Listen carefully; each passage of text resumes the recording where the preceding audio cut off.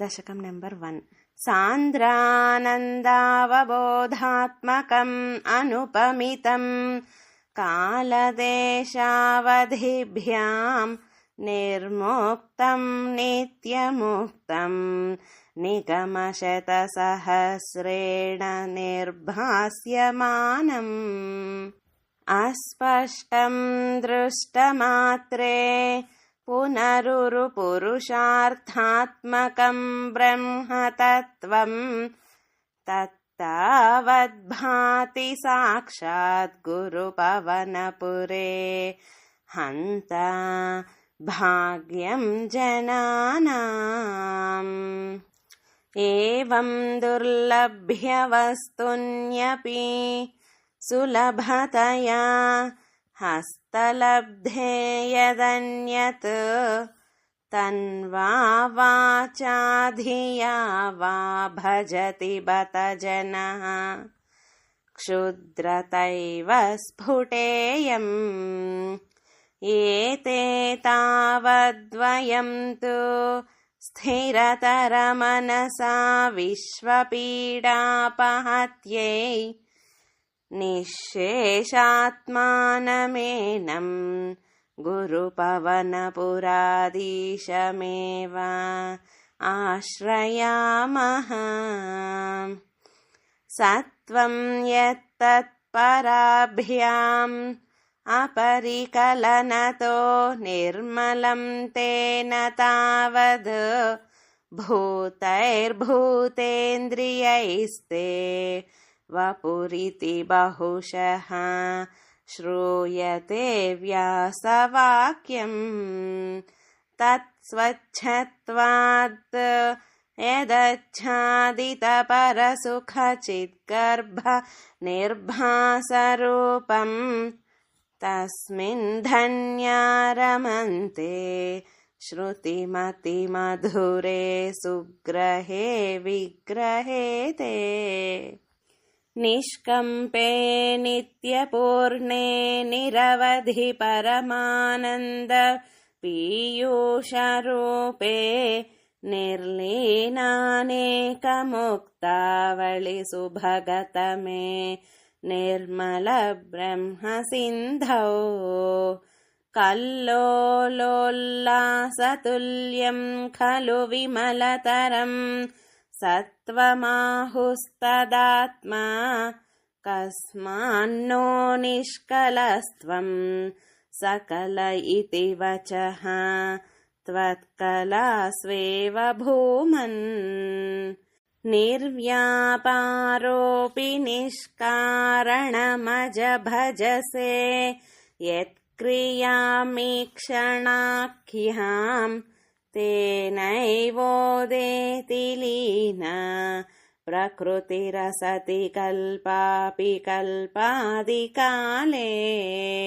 तस्या संशुद्धमंशं कमपि तमतिरो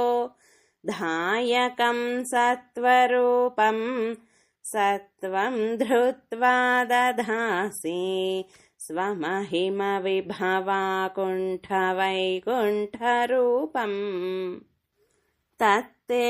प्रत्यग्रधाराधरललितकला यावलीकेलिकारं लावण्यस्यैकसारम् सुकृतिजनदृशां पूर्णपुण्यावतारम् लक्ष्मीनिःशङ्कलीलानिलयनम् अमृतस्यन्दसन्दोहमन्तः सिञ्चः सञ्चिन्तकानां वपुरनुकलये मारुतागारनाथ कष्टाते सृष्टिचेष्टा बहुतर भवखेदावः जीवभाजाम् इत्येवं पूर्वमालोचितमजितमया नैव मद्याभिजाने नो चेज्जीवाः कथं वा मधुरतरमिदं त्वद्वपुश्चिद्रसार्द्रम् नेत्रैः श्रोत्रैश्च पीत्वा परमरससुधाम्भोधि पूरेरमेरन् नम्राणां सन्निधत्ते सततमपि पुरस्तैरनभ्यर्थितानपि अर्थान् कामानजस्रं वितरति परमानन्दसान्द्रां गतिं च इत्थं निःशेषलभ्यो निरवधिकफलः पारिजातो हरे त्वं क्षुद्रं तं शक्रवाटीद्रुममभिलषति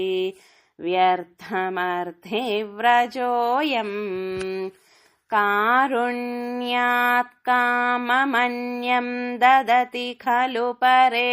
स्वात्मदस्त्वं विशेषात्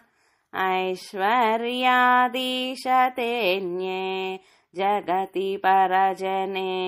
स्वात्मनोऽपीश्वरस्त्वम् त्वय्युच्चैरारमन्ति प्रतिपदमधुरे चेतनास्फीतभाग्याः त्वं चात्मा रामये वेति अतुलगुणगणाधारशौरे नमस्ते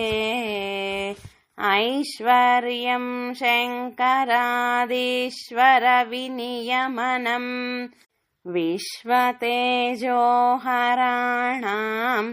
तेजःसंहारिवीर्यं विमलमपि यशो निःस्पृहैश्चोपगीतम् अङ्गासङ्गा श्रीरखिलविदसि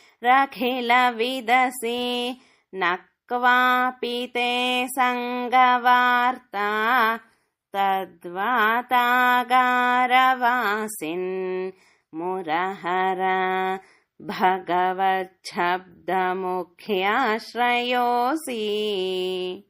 श्रीकृष्णाय परब्रह्मणे नमः नारायण अखिलगुरो भगवान् नमस्ते।